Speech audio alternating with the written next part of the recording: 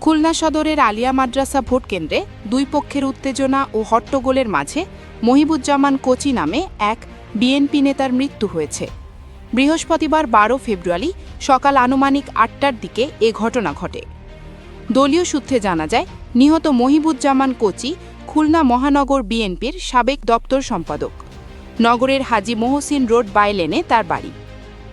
প্রত্যক্ষদর্শীরা জানান, সকাল 8টায় আলিয়া মাদ্রাসা একাডেমিক ভবন কেন্দ্রের সামনে বিএনপি ও জামায়াত সমর্থকদের মধ্যে উত্তেজনা তৈরি হয়।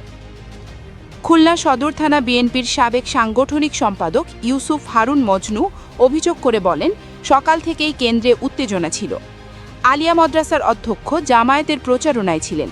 তাকে বাধা দিলে তিনি মহিবুজ্জামান কোচিকে ধাক্কা দেন। এতে তিনি গাছের সঙ্গে মাথায় আঘাত পান। এতেই তার মৃত্যু হয়েছে। তবে জামায়াতের কেন্দ্র পরিচালক মাহবুবুর রহমান বলেন, আমাদের নারী কর্মীদের বিএনপির লোকজন বের করে দিচ্ছিল। আমি বাধা দিই। তখন তাদের মধ্যে একজন অসুস্থ হয়ে পড়েন। পরে শুনি তিনি মারা গেছেন। কাউকে ধাক্কা বা মারধরের ঘটনা ঘটেনি। মাদ্রাসার সিসি ক্যামেরা আছে, চেক করলে সব ধরা পড়বে। কেন্দ্রের প্রিজাইডিং অফিসার সাইফুল ইসলাম বলেন, ঘটনাটি কেন্দ্রের বাইরে ঘটেছে। এটি আমার বিষয় নয়। কেন্দ্রের দায়িত্বে থাকা পুলিশ কর্মকর্তা সদর থানার এসআই খান ফয়সাল রাফি বলেন, দুই পক্ষের মধ্যে উত্তেজনা তৈরির সঙ্গে সঙ্গে আমরা ঘটনাস্থলে গিয়ে দুই পক্ষকে সরিয়ে দিই। তখন একজনকে সিএনজিতে করে বাইরে নিয়ে যেতে দেখা যায়। এখানে ধাক্কাধাক্কি বা হাতাহাতির কোনো ঘটনা ঘটেনি।